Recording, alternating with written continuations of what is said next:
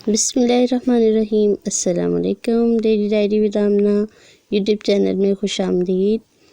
आज उम्मीद करती हूँ आप सब खैर आफियत से होंगे।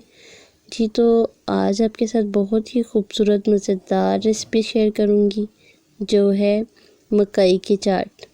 तो हम मकई की चाट जो है उसको बनाने का तरीका आपके साथ शेयर करेंगे, जिसमें मैंने 3 अदद जो है वो सिट्टे लिए हैं बॉईल किए हुए। आप अपनी मर्ज़ी के मुताबिक कम ज़्यादा भी ले सकते हैं।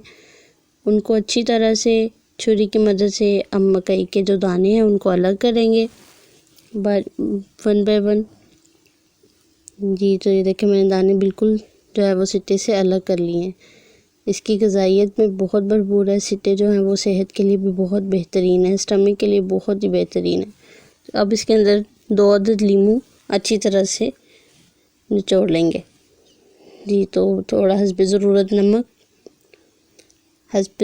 नमक डाला है और इसमें चाट मसाला डालेंगे।